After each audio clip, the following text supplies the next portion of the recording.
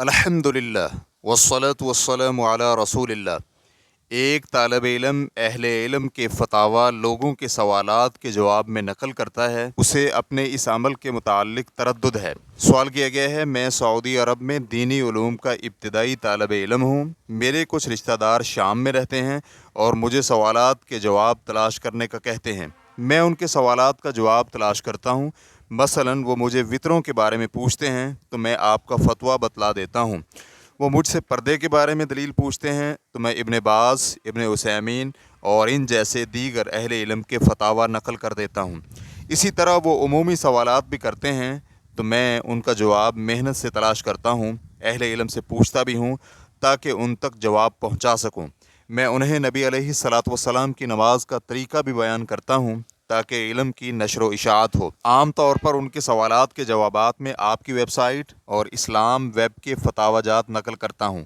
तो क्या उनके हर सवाल का जवाब देना अच्छी बात है? क्योंकि मुझे बसा औकात ये वसवसे आते हैं कि मैं अभी अहले इल्म के मकाम तक नहीं पहुँचा और अभी से ही उनके फतावा आगे नकल करता हूँ, अपना मौक़िफ़ बतलाता हूँ और तलाश भी करता हूँ। वाज़ेह रहे कि जिस सवाल का जवाब मैं नहीं जानता तो बिला ताख़ीर और बिला किसी तरद्दुद के कह देता हूँ, मुझे मालूम नहीं है।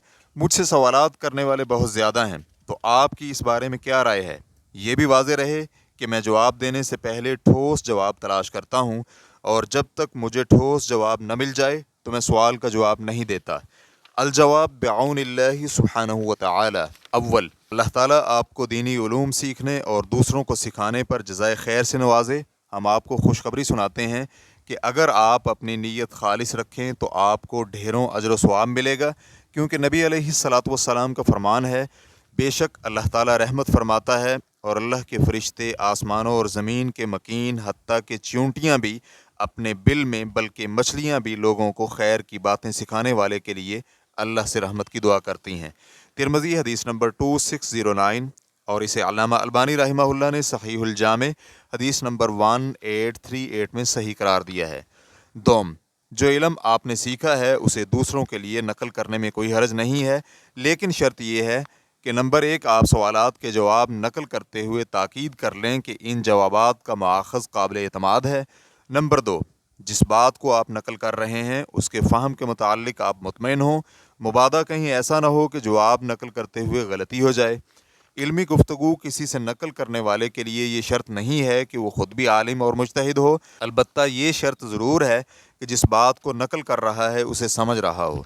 जैसे कि उमर बिन ख़त्ताब रज़ियल्लाहु अन्हु कहते हैं कि लोगों, मैं तुम्हें एक बात कहने वाला हूँ, चुनांचे जो शख्स इस बात को अच्छी तरह समझ ले तो वो इसे जहाँ तक उसकी रसाई हो वहाँ तक बयान करे, और अगर किसी को खदशा हो कि उसे समझ नहीं आई तो मैं किसी को इजाज़त नहीं देता कि मुझ पर झूठ बोले।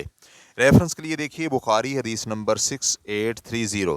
इब्न बत्ताल रहमहुल्लाह इस कौल की तशरीह में कहते हैं, अरबी मतन के अल्फाज फ़मन अक़लहा व वआहा फ़लयुहद्दिस बिहा, जो शख्स इस बात को अच्छी तरह समझ ले तो वो बयान करे। इसका मतलब ये है कि जिस कदर उसने समझा और याद रखा उसे बयान करे। इस असर में इल्म को याद करने और समझने वाले लोगों को तरगीब है कि इसकी तबलीग करें और इसकी नशर व इशाअत में अपना किरदार अदा करें। जबकि अरबी मतन के अल्फाज व मन खशी अल्ला याक़िलहा फ़ला उहिल्लु लहू अन यकज़िब अलैया, किसी को खदशा हो कि उसे समझ नहीं आई तो मैं किसी को इजाज़त नहीं देता कि मुझ पर झूठ बोले। इसमें यह है कि जो लोग मेरी गुफ्तगू को समझने और याद रखने में कोताही का शिकार हो जाएं वो आगे मत बयान करें। रेफरेंस के लिए देखिए शरह सहीह बुखारी जिल्द नंबर 8 सफ़ा नंबर 459।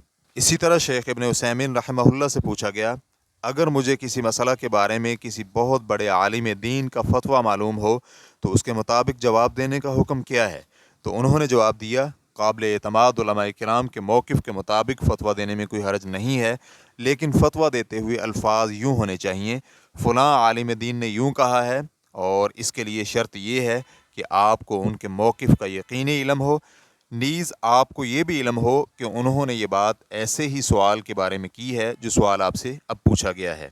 अलबत्ता आप निस्बत किए बगैर फ़तवा दें तो ये मुनासिब नहीं है, क्योंकि जब आप निस्बत किए बगैर फ़तवा देंगे तो ये आप अपनी तरफ मंसूब करेंगे, और जब आप किसी फ़तवा को दूसरे की निस्बत बयान करके ज़िक्र करेंगे तो फिर इस फ़तवे के असरात से बच जाएंगे और आप ऐसी बातों से भी महफूज रहेंगे جن کی ابھی آپ میں صلاحیت نہیں ہے۔ اس لیے جو شخص کسی کا قول نقل کر رہا ہے اسے چاہیے کہ اس قول کو اس کے قائل سے منسوب کر کے بیان کرے، اپنی طرف منسوب مت کرے۔ البتہ جو شخص کتاب و سنت سے خود مسئلہ اخذ کرے اور وہ مسئلہ اخذ کرنے کا اہل بھی ہو تو وہ اپنی طرف منسوب کرتے ہوئے فتویٰ نقل کر سکتا ہے، اس میں کوئی حرج نہیں ہے۔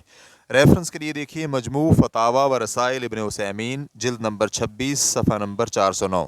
البتہ یہ بہتر اور محتاط عمل ہوگا کہ بھیجے گئے سوال اور آپ کے تلاش کردہ جواب کو آپ اپنے قریبی کسی عالم دین کو دکھا دیں یا اپنے سے بڑے کسی طالب علم کو دکھا دیں، تاکہ یہ بات پختہ ہو جائے کہ آپ نے سوال کو صحیح سمجھا ہے اور پھر اس کا جواب صحیح تلاش کیا ہے۔ لیکن اگر ایسا کرنا ممکن نہ ہو تو پھر اہل علم کا حاصل شدہ کلام بھیج دیں، اسے بلا فائدہ اپنے پاس ضائع مت ہونے دیں۔ واللہ تعالی اعلم۔ اسلام کیو اے ریکارڈنگز، مؤسسۃ الشیخ محمد صالح المنجد، المملکۃ العربیۃ السعودیہ، فتویٰ نمبر 228377۔ والسلام علیکم ورحمۃ اللہ وبرکاتہ۔